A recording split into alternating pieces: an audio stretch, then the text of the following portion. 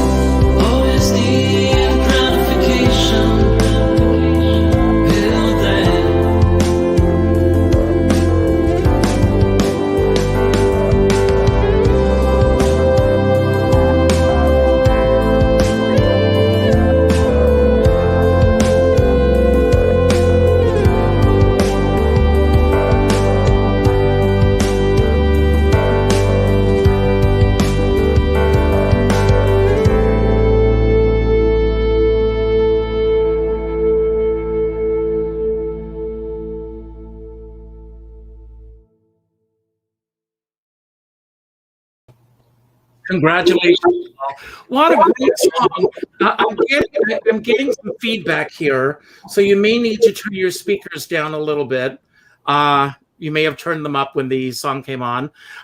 First of all, I want to let everyone know this was co-written with Grammy Award-winning David Bottrill.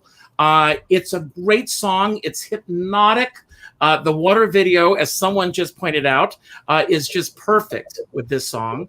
I want to put things, before we delve into your career, Paul, in perspective with where we are right now. We are still, believe it or not, everyone, in the midst of a pandemic. COVID-19 is still very much around us. Today marks 416 days since our theaters shut down. And I want to ask, how are you doing really in the midst of this crazy world we find ourselves in right now? Yeah, so first off, thank you, Richard, for having me. Thank you for everyone, and thank you for the kind words. As far as how I'm handling it, I guess I'm writing. I'm writing more, as well as I'm actually doing a lot of walks and biking and going back to nature. I'm fortunate because I have family and friends, so I can communicate through them, via Skype or, just on the phone. So it's going okay. I feel very sad though, for a lot of people that are struggling. Entertainers, writers, actors, but even just people that are homeless and just. It's a sad time, but I'm optimistic now that people are being vaccinated. We might move forward and have some joy, in the future. That's my goal. Well, a goal. It's a lofty goal for all of us. Now, let me ask you: do you live alone, or do you live with anyone? No, I live alone. Just me. Oh, wow. And how much of the past year have you been in isolation or self-quarantining? Well, I'm living currently in Toronto, but I actually one of my favorite cities, by the way. Pardon me? I said one of my favorite cities. Oh, thank you. Thanks. But then I have, I bubble with a family, so I can do that as well. And I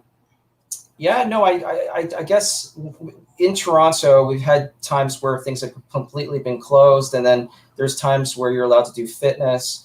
So right now, pretty much everything is closed. So what I have left is really just nature and the grocery store and phone calls and just the family I bubble with. So, yeah. Now, as I mentioned, it has been 416 days since our theater shut down.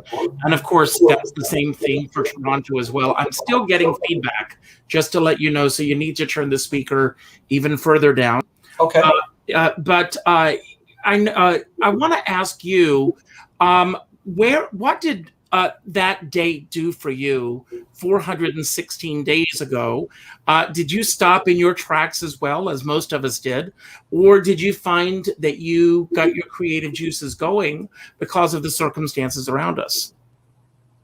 Yeah, so I was already creating and writing a lot at that time when that came. And it was unknown. So I just continued what I could do, what I was allowed to do in terms of safety. Not everything closed right away. And I really just kind of focused on the writing. I obviously had to, I couldn't get together with friends and families as often as I wanted to, like larger groups. I actually had a CD release party that I was going to be doing in the month of April last year. I was very excited about it. That didn't happen, but understandably. So that's pretty much. I just continued, and I just been writing and being creative, and just trying to keep out there. Now, are you someone who is very involved in terms of social media? And if so, how did you embrace the world of social media? Everyone's right now doing a lot of live streams, getting their work out this way. Is this an easy path for you, or is this something that you deal with a little trepidation? No, I mean, I've been doing a lot. You know what I've actually been spending the 400 days mentioned, plus days that you mentioned, is I did a lot of social media. Actually, I was connecting with radio stations. I was connecting with other interviewers like yourself. Fortunate to connect with you. Thank you. And in fact, what I found is because I didn't have a lot of live options, my music, because I had a volume of music, I was able to promote it. And the track that I was really focusing on was the Gratification. That was the main one. In fact, David Bottrill that you mentioned earlier, he and I were actually working on it as best as we could to finish the song. So, it was only last summer that the song got published by Real World. So that was very exciting because, I didn't know where it was going to go. And then when it kind of happened, I was like, hooray. Because, the owner, as you know, is Peter Gabriel. For him to, not him personally, but for that publishing company to pick up my song with David, that was a big deal. And I have to thank Rob Boyes, the publisher, man, that kind of made it happen for us. So. Well, no one's an island. It's collaboration. It's the people that you meet along the way. You wear so many hats. You're an actor. You're a singer. You're a songwriter. Which one of those hats fits the best for you? Well, I go through different variations. So, but I would say predominantly I've been writing most of my life. Going back, my very first song, I was 5 years old, and my sister's probably watching this. So I wrote a song for her French project, and it was called Fermez la bouche. So for those that don't speak French, shut your mouth. Shut your mouth. Yeah, and I don't know what she got, if she got an A or A+, but and that's sort of where it started. I was fortunate because my parents, they had a piano in the house, so we got to play, and it just kind of grew from there at the beginning. So. Now, you pretty much have answered some of my next question, but I always like to go back to that 5-year-old self, the 5-year-old Paul Manchin, because to me, the 5-year-old self is before the layers of peer pressure through school, teachers, other people outside the family start putting layers on us. Can you take us back to the 5-year-old Paul? And is it just you and your sister? No, I have other siblings as well. I have another sister as well. And so me at 5 years old, I don't have a lot of recollection. I just remember that I had music in my life, which was really important. And it was only, as I progressed, I got involved in sports. And what's funny is the gentleman, he's no longer with us. His name was Hayden Neal, and he was in Jack Soul. He was probably more well known in Canada, but Hayden and I played soccer together, and it was only many, many, many years later that we found out that we had a passion for music. And Hayden was very talented. He was signed to BMG, and he was opening up for people, I believe, like Nelly Furtado, and just an incredible singer. But unfortunately, we lost him like we did Irvin and Edith. So at a young age, for him anyways, he was, I believe, in his 30s. Now, you mentioned that you had a piano in your house. What was the kind of household that you lived in? You said there was music present. Where did you go to as your main source of hearing your music? Was it the radio? Did you buy CDs? Was it through television? I think it was my room, because I was the youngest. So we only had one TV in the house, and so I usually got the last.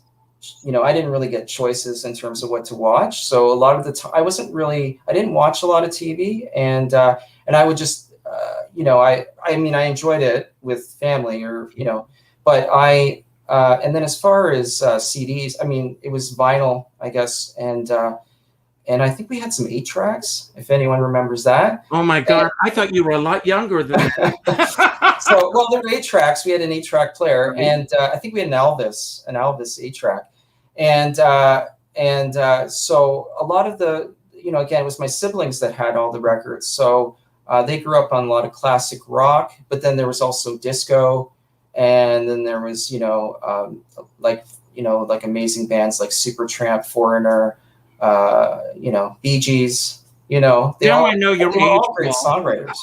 Yeah. Sorry? I said, now I know your age. Oh, okay. All right. There you go. So I can put that in perspective and everything. Sure. Now, you said you wrote this song for your sister when you were 5 years old. Yes. Did you do other writing outside of songwriting? Did you keep a journal? Or was there any other means of writing that you came to? I did try to explore some stories, like writing a short story, which I did, and I did some scripts and stuff like that. I didn't really pursue that area, but I actually did publish a book called Existence, and it's a poetry book, and it's based on excerpts from songs that I wrote, but connecting to why we exist. And again, a lot of my music is observational. I mean, there's personal, but a lot of it is observational. And, I might see something just if I'm walking out in public, and I get bits and pieces of things. I don't specifically narrow it down to one person, but I might see that one person, think of, well, what's their story? And I'm really interested in narratives. So those type of things, for sure. And did you pursue performing opportunities while you were in high school? Did you play in the school band or sing in the Glee Club? What were your outlets when you were in high school? Yeah, well, I can tell you some things I did in elementary first. Okay, My parents were trying to get me into hockey. That never happened because I wasn't a very good skater. But I was in this skating thing called ice skating. And it was Peter Pan, and I played one of the pirates. So that was sort of my acting, you could say, a little bit. And then I actually had some training with the Royal Conservatory. I didn't get very far. My teacher was Mrs. Robertson, very kind woman, but she was very strict too. And both my sisters were very talented at, the Royal Conservatory, and they got very far. I only got up to grade 2, and I think she even said at one point to my parents, like, you're wasting your money on Paul. And he shouldn't do the piano. And I understand, because what I would be doing is when I was, I'd be like maybe 10, I think, and I'd be playing the C major triad. And then all of a sudden I'd go off on a tangent and I go, do, and she would freak out. And then it would just kind of but I understood where she was coming from, because she was more structured. And I think I needed a bit of, an outlet outside of that. But I did revisit her in high school, and we talked about that, and it all worked out. As far as high school goes, I did some vocal training, not much. I went to a vocal teacher for a short time, and then I think the very first song I practiced was Norwegian Wood by the Beatles, and then also I played flute, and in the high school, I took music courses and stuff like that. But I was never, I never actually pursued acting or playing music in high school. The only thing I did was a talent show, and I can tell you more about that. Or no, please do. You want me to? Okay. Yes, please. So the very first song that I recorded. Well, let me start again. I had an aunt, and her name was Aunt Linda, and she used to always compare me to Geddy Lee from Rush, the singer. Yes. And she would call me that, Geddy Lee. And she passed away from cancer. And but she was a very kind woman, and she always brought everybody together, just like my parents. They're very kind people too. And I think when she passed away, that obviously affected me. And I wrote a song in her memory called "The Song Lives Forever," Une chanson reste pour toujours. And I pressed CDs, and or not CDs, pardon me, vinyl.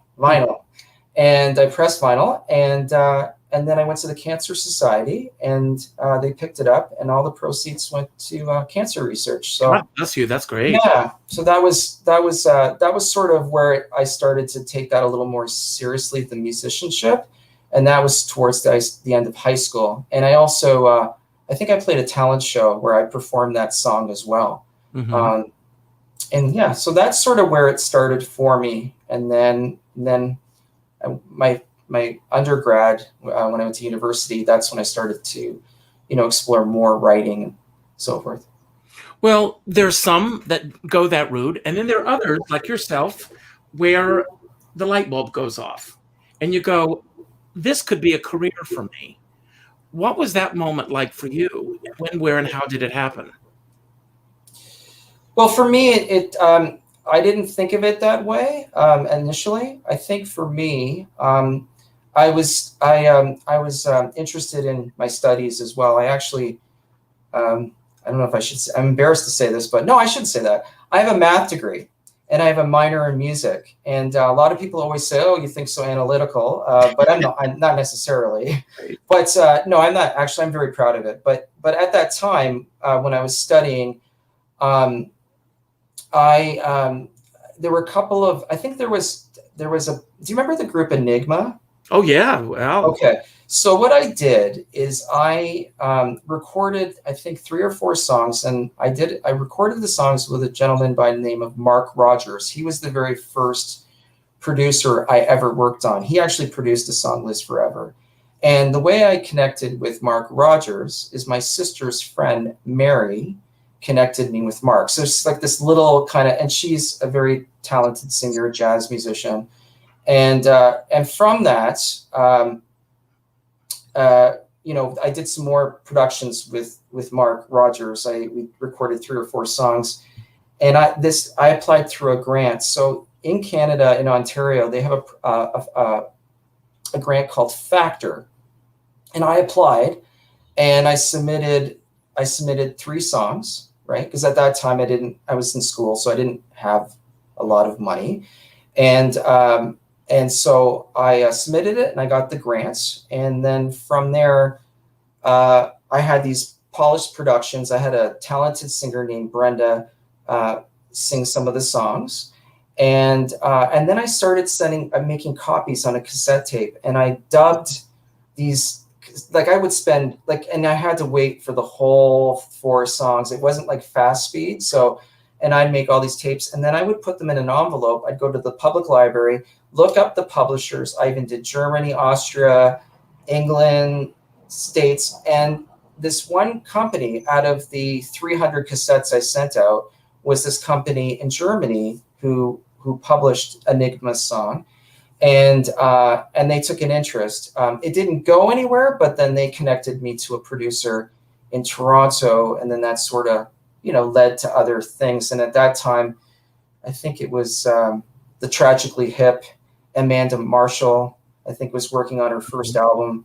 And I remember walking into the studio and someone's playing me this song, and I'm like, that's really good. And that was like the Dark Horses. It wasn't that song, but I remember hearing her voice and thinking, wow, she sounds like Janis Joplin. And I guess they like toned it down a bit for her album. Mm-hmm. Very talented. But I mean, it's just kind of interesting because you cross these people. And even and also when I was going and doing my undergrad, I had a part-time job where I would work at the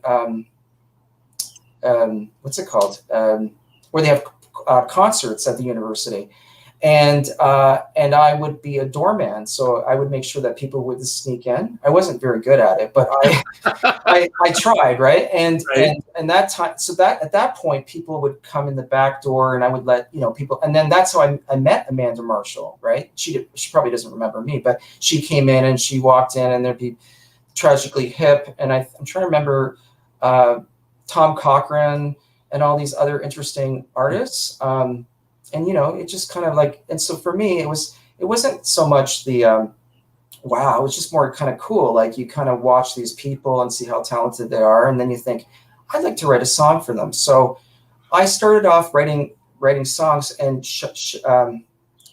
sending it out there, mm-hmm. and trying to get it picked up, and which will lead to my next story, but I don't want to I want to give you a chance to ask. No. This is also incredible. Keep going. Oh, keep going. So, so then from that, I got motivated to send out more cassette tapes. And a gentleman, I'm trying to remember if it was Halifax. I think it was Halifax. He was managing a couple of artists. And I remember one of my songs, he wanted to pitch it, from what I understood, to, and I don't know if this is rumor or not, but to Celine Dion. And she was working on her first album. And from what I understood, they told me that it passed one of her people. I don't know legitimate, like if it's accurate or not, but I remember them telling me, and it never got picked up. But it would have been incredible if she used one of my songs on her first album. That would have been really cool. So, but that was a cool story. Well, it is, but I have a friend, and he uses an expression, rejection is God's protection. Mm-hmm. So everything happens, I believe, the way it should be happening. What were your steps after college? Did you continue to do all of the pursuits that you were doing in Toronto, or did you make your way to New York? I moved to New York City, and I had at that time, you could go through the free trade agreement. And so I applied through which they called, I think there was one called the free trade, and then there was the H-1 visa once you were there for a while. Mm-hmm. So I'm Canadian, but I went legitimately. I did it all the proper channels because I think your country, particularly New York, I love New York City. Oh. And I knew that if anything, that if I want to work there, then I want to do it the proper way. And so when I first got there, I was doing a lot of odd jobs. I was doing bartending, waitering. I was tutoring. In fact, I even I got some gigs where I was working on film sets, teaching child actors and stuff like that. Well, I want to go back for a moment. When you made the decision to come to New York, did you know anyone in New York at that time? I had a family friend who was going to Columbia University at the time, and he lived in a fraternity house. And so I remember saying to him, "Hey, in the summer, is there any space? Can I rent or can I stay?" And he's like, "Come up, check it out," because I was thinking of applying to Columbia as well at the time, and so I did. I went for a couple of weeks, and I thought it was a great city. And I thought, I'm going to come back here, and I'm going to, try to do something. So, see what happens. So that was sort of the first step. And then, of course, when I got there, I think I was just very excited to be there. I remember the second time I went, which is when I moved there. I had a guitar and I had a knapsack and I had this one bag and I had a couple clothes or something. And I had this lunch that was prepared for me by my mom, but I never ate it. And it was like on the train ride for 8 hours. So when I got to New York City, I kept it just in case, right? Yes. And I just remember, and this is the one thing that hits me hard is like I saw a homeless person and it just kind of like, which it's not uncommon in New York City. It's all over the world. And it is when you see it the first time. Yeah. I will never forget the first time for myself. Yeah. So I remember exactly. So I just grabbed my apple and because I suspect, and I just put it right by them and hoping that, that would be one thing that could help them out. And because I mean, right now, when you mentioned, is that why you still use the apple in your photograph? Is that where that generates from? No, the apple generates from the video "Turn It Up." Mm-hmm. So in the video, I wanted to make it fun and playful, and so when I was writing the scripts thank you, with Jerry Milinkovic, that's the Hills Video Production who helped with the video, and Andy Walker. And I don't want to leave anybody out here. Peter Wiltshire, who's the director of photography, and Andy Walker, which is the editor. These guys kind of put it together, and we kind of made it fun. So I'm, spitting out cherry pits, blueberries, bananas, apples. So in that shot where I'm holding it, that's just one part of the video. So thank you. Yeah. That's great. Well, I want to ask you, what kept you going when you first come to New York? Because I know, what year was this, may I ask? Yeah, you can ask. Well, so the first time I went was I went in high school on a high school trip, and that was for a couple of days. I didn't like New York City then, but when I actually went there to visit the friend of the family, that was I believe 93.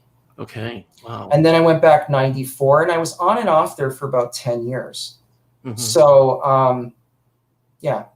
Well, so what made me keep going back is your question. Yeah. We're going to show another clip in just a moment, another one of your tracks. But I want to ask you before we get there, because this has a special place for me, Irvin Drake. Yes. How did you and Irvin and Edith meet? And for those who do not know, Irvin Drake wrote Good Morning Heartache. It was a very good year. Tico Tico. Quando Quando. What was that? Quando. What Makes Sammy Run. He wrote a song that I sang in my own show called Widow's Weeds. But how did you and Irvin and Edith meet? Okay. By the way, I saw that video of you and the Carol chanting. You're a really good singer. You're very talented. Thank you so much. Just because I did watch that. So how did we meet? So that would have been 2008. And a friend of mine who's also a promoter, his name is Crispin. And Crispin lives in New York City. And he's a very sociable person. And he met Irvin and Edith. And Irvin was looking for people to sing his music. And so he had one song called Who Are These Strangers? And he, I guess, I'm not sure how it started, if he reached out to me or Crispin told me, gave me his number, and I reached out to him. I think it might have been me reaching out. And then to be honest with you, and I didn't know who Irvin was, but I was interested to talk to him because I'm always interested in working with other writers. And so I said to Irvin, right now I'd like to write a song with you first. And so, and then of course I got to find out who he was after the fact. And, but I never told him I didn't know who he was. I just said, I'd love to work with you, because my attitude is you can be anybody. I'll write, I'll work with you if there's a connection and we have a good energy and I feel comfortable and then it's all good. But so from that conversation, he sent me his lyrics for the song Lying Beneath the Scrubby Palmetto. And I remember reading the lyrics, and as we know, as you mentioned, Good Morning Heartache, incredible song, Billie Holiday. Like that's Elvis Presley, is saying his music.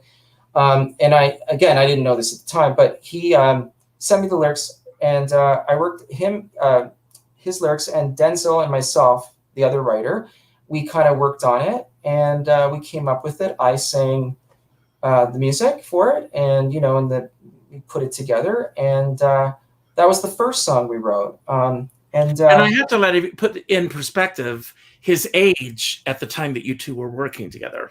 So I was 2008. He probably was in his 90 or 80s. Late 80s, early 90s. Okay, yeah, but I never really did know, because he had this energy. So I didn't really know what age he really was. Dapper. I mean, yeah. If you look up the word dapper, there's Irvin Drake and Edith Drake. Yes, and then after writing the song with him, and then of course I was back in New York, we finally met up. So I went to their home, and that's when I met Edith and Irvin, and they're like the greatest, kindest people. We went for lunch. They took me out for lunch, and they were very, for the amount of talents, and and Edith in her own right was very talented as well. So humble and good-hearted, and they were very, very warm. And even like when we were at the restaurant, they were talking very highly of me to these people I had no idea. And I just thought to myself, wow, this is very kind. And then from that, it was just kind of, we kept in touch, and whether it be, the phone or email. And then Irvin and I would just kind of look for strategies on how to push the song. So with that song, Lying Beneath the Scrubby Palmetto, he said, dress up as Santa Claus. So I know you don't have that video right now, but that's me dancing up as Santa to the Well, song. I do have one video that I'm going to bring up. Okay. And this is a different and a new format. So fingers crossed that I don't lose you. Okay, I hope Here not. we go. And we're going to pull this up. And I think it's going to work. There it is. Yeah.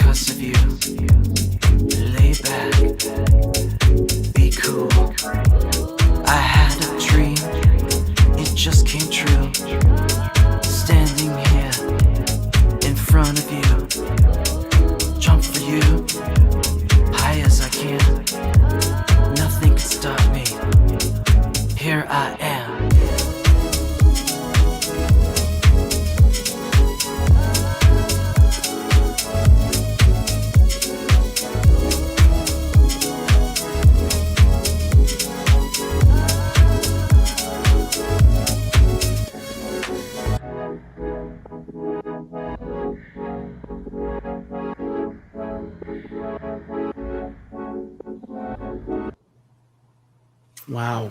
Incredible. Thank you. Incredible. I want to ask you, what do you consider your first break in the business?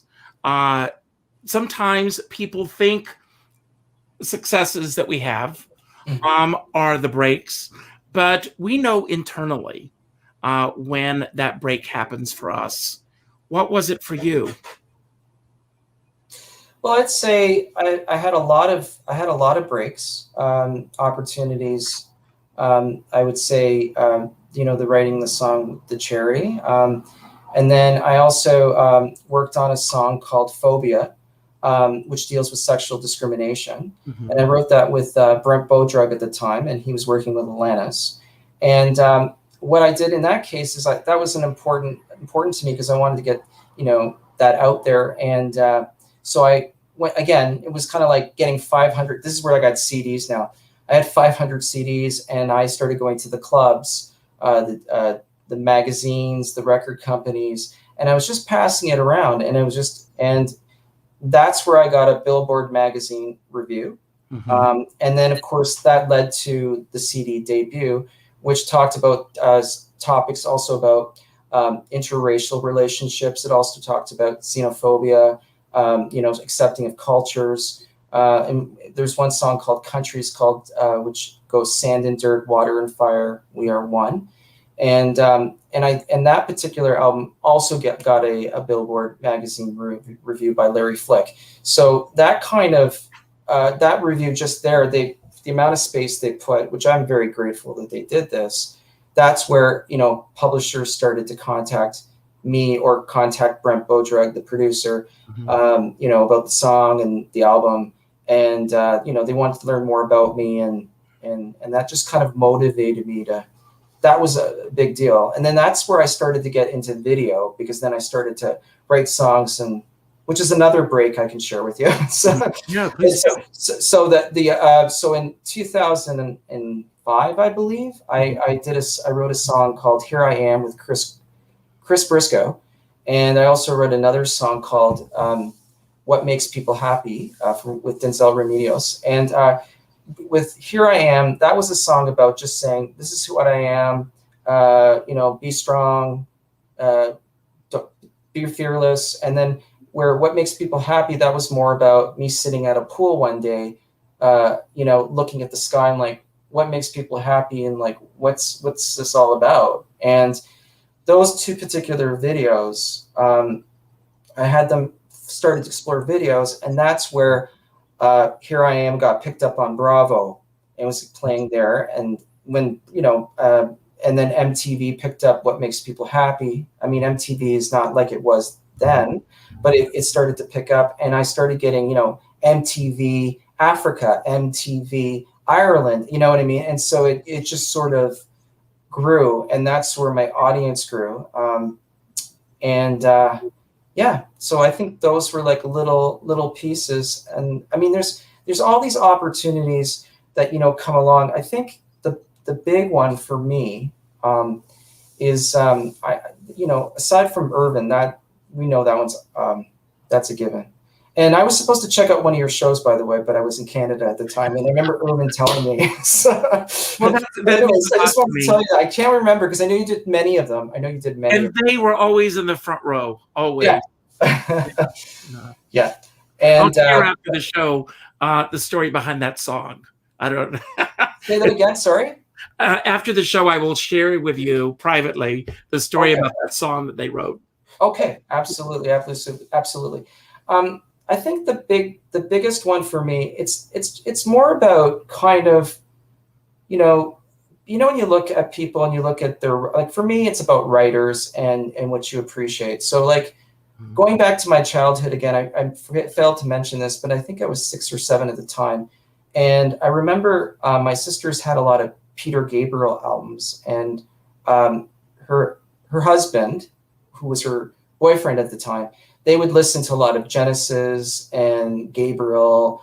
And I remember hearing a lot of Gabriel. I'm like, this is really cool. I remember hearing Intruder, to be exact. And I thought that was kind of creepy and interesting. And I was drawn to this alternative stuff when I was younger.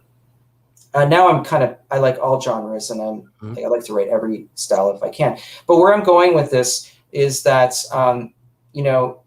again, that time in 2008, that was when Real World had this opportunity where people could do remixes of Shock the Monkey, which was a Gabriel tune. And I remixed a couple of songs, and they had this chart on their site, and people had to vote what they were liking. And I think the 2 mixes I did ended up being in their top 20, Wow. Which was really cool. Like it never got released, but it was on their site, and people would, whatever at the time, email or whatever they do to vote.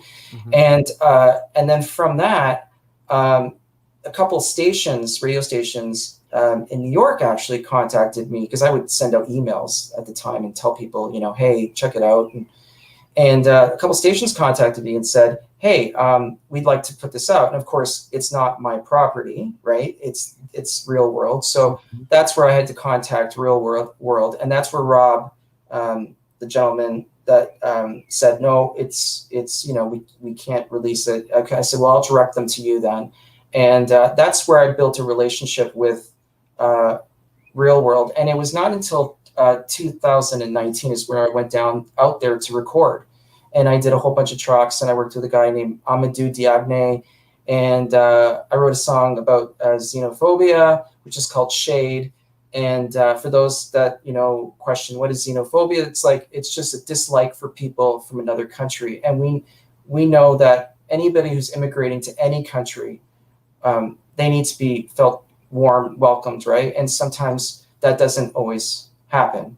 And so in this particular song called Shade, it's about this person talking about how, they're here, they want to help you and provide, they want to be part of your society.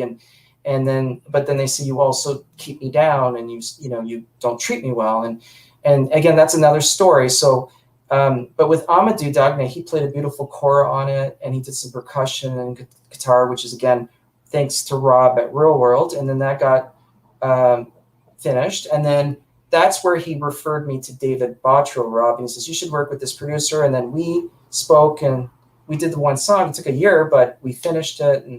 And so when that song got published, I think that, to me, it wasn't so much like when you say success for me, it's just kind of like, it goes back to when I was a little boy listening to the song Intruder or Games Without Frontiers, and then all of a sudden I'm, kind of creating something of a very talented artist, and just not to overshadow, there's a lot of talented artists under the Real World label that they don't necessarily, because it's world music, it's beautiful sounding. And so for me, it's, as long as it's a good song and there's passion behind any artist, which there's tons of them, we know that, that to me, that was a big one for me. And I was very excited and honored and actually kind of surprised that it happened. I was like, did it happen? I'm not even sure if it, so I hope that answered your. No, that's wonderful. question. I'm going to read a comment. This is from Kelly the Coach, Inc. Okay. So, hi, Kelly. The comment is, this guy is over the top. Music writer, songwriter, performer, singer, actor, dancer, entrepreneur, promoter, businessman, persistent, and my fave, gutsy. Thank you. Thank you, Kelly. I wanted to read that comment for a reason, and thank you, Kelly, for the comment, because one of the things that I admire about you, just in the few weeks that I've been studying you, is the fact that you are so proactive in your career, and so many people are not. Have you always done everything yourself, or have you had agents, managers, or who are those mentors along the way who have helped pave the way to move you forward? I'd say, obviously a part of me is behind the machine of getting it out there. But I have to, I have to, even though they may not necessarily get it out there, these producers taking the time to work with me. For example, a gentleman by the name of Jerry Young, current management in Toronto, he managed Martha and the Muffins. He managed Parachute Club, Fergus Hamilton from the Satellites, very talented artists. And, I remember, he heard one of my songs called Take a Ride, and it was produced by Mo Berg from The Pursuit of Happiness. And he was like, that's a great song, Paul. You need to get that on radio. I know. And he said, and of course I reached out to him, because that's part of what you do. But if it wasn't for Norman Orenstein, who's in Alta Moda, and Molly Johnson, it's all this small little network. It's he was the one that said, you should try Jerry Young. And then I kind of reached out to Jerry Young, and, and all these people have been good for me. I have to say that, whether it be my friends, promoters, DJs, producers, Word people of like mouth. you. Word Pardon? of mouth. I said word of mouth. Yeah, word of mouth. Like, it's just, I can't say I did it all by myself. But I would say that I was persistent, and I definitely had to reach out, because at the end of the day, everyone's giving me an outlet, right? When they put me on the radio, or when you put me on your show. So, kudos to you guys, because you're the ones that are doing it for me, in the sense. I mean, I'm grateful that you're giving me that opportunity. So, yeah, I mean, of course, I'm persistent, and I keep going, but it's very important to me, and I don't think I'll ever stop. And I think that one thing is, music has always been there for me. So, and sometimes it's like in my head, I could write a song right now about this interview if I wanted to. Maybe I will. You never know. I need a new theme song. Yeah. But it's just, the one thing is, the creative side has always been there. I was actually looking forward to doing more of the live, because the live was going to happen last year with the release party. And then there were a couple of places that were going to have me perform live. And then I did have some venues, and like, I think I played at the Tunnel. Do you remember the Tunnel? Oh, And, yes, of course. Yeah, so I think it was Grace Jones and B-52s played there, and yes. So I remember finding out about that, and I was like, "That's cool." So I said, "Yeah," and I think I performed a song called Orange. Yeah, my song Orange. So, yeah, that was a long time ago. Apples, oranges, cherries. There's a theme going on there. I think it's because I like the color orange. That was it. And I do like the color blue. The one thing I was going to mention to you that is that I Had a Dream that you played video. There's a blue light that goes on, and that's supposed to represent a blue aura. There it is. A blue aura, and for me, as we know, the blue aura represents the powerful mind. And I Had a Dream is about when you're obviously dreaming, and you're connecting with people that have moved on or passed away, and so in dreams you have sometimes that opportunity to speak to those people. I'm not saying it can or cannot help, can or does or not help happen, but sometimes it can happen, based on Carl Jung dream therapy and so forth. And then also there's some ideas of reincarnation in there. But the whole reason why I chose the blue was because it represents the throat, which is truth and expression. So, and that's what I like the music to be about, and everyone's reality is their own and their story. So, and I hope I can capture some of those stories. You already are. I want to ask you, we are going to run out of time, okay. Which is unfortunate for me. I want to respect your time and the time of everyone that's watching tonight. Yeah. I hope that you'll come back. Anytime you have anything to promote, we'll be here. But before we wrap everything up, I want to ask you, since you first got started in the business, obviously the business is an evolving object or thing. What are some of the changes that have taken place since you first started that you absolutely love about the music industry now? Some of the things that you don't like that has changed, and what do you miss most about those early days of your starting out? Okay, so the first part was what I love about right now. I think what I love about right now is that there's many platforms for people to get their music out. So there's a voice for many people to be heard.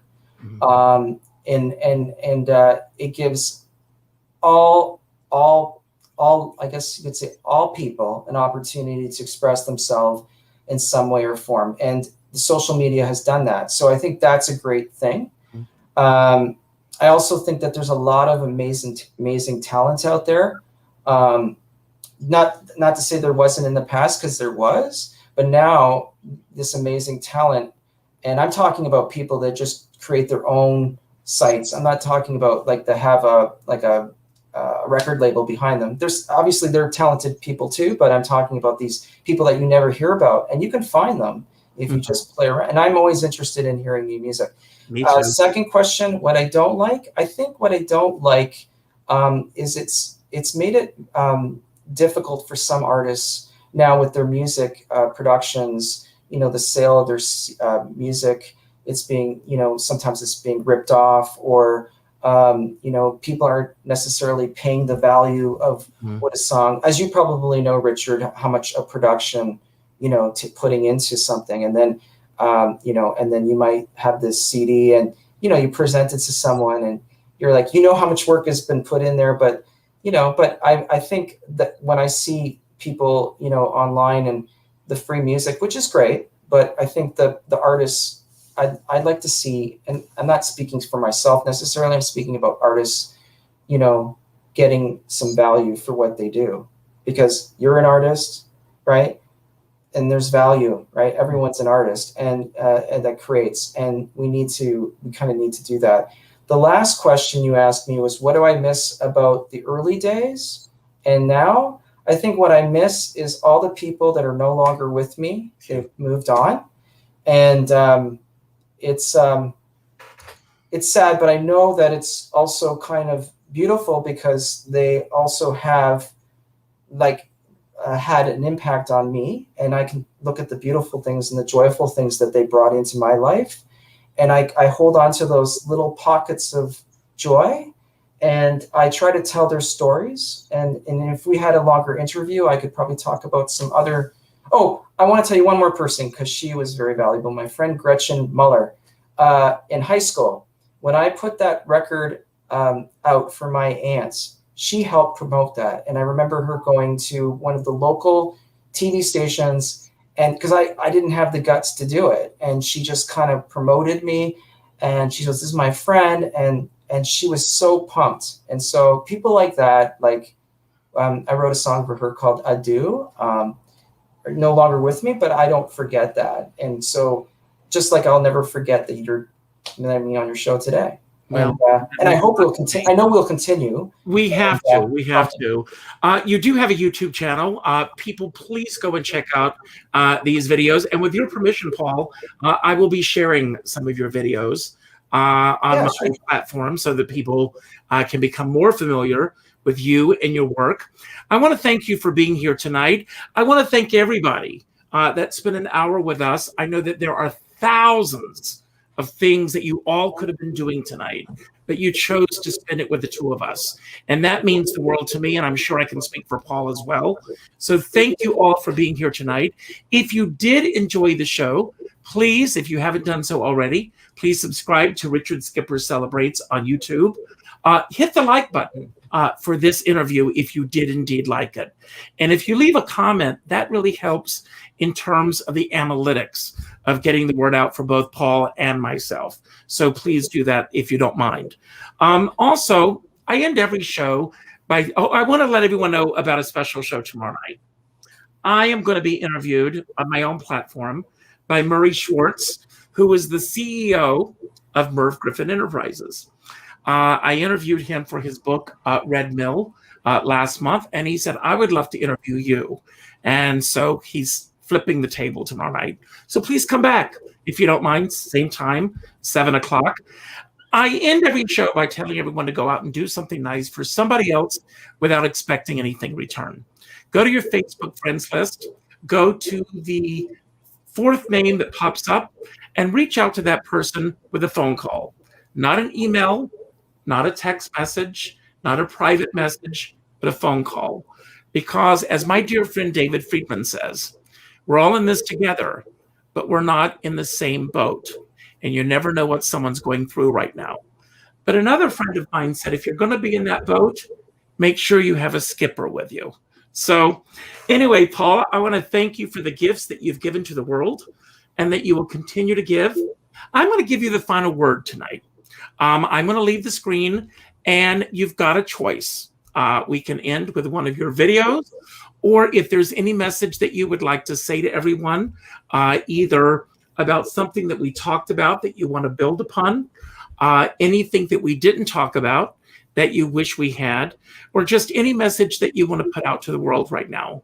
And I'm going to leave the stage, turn it over to you, and it's now your show. Thank you for being here tonight. Thank you, Richard.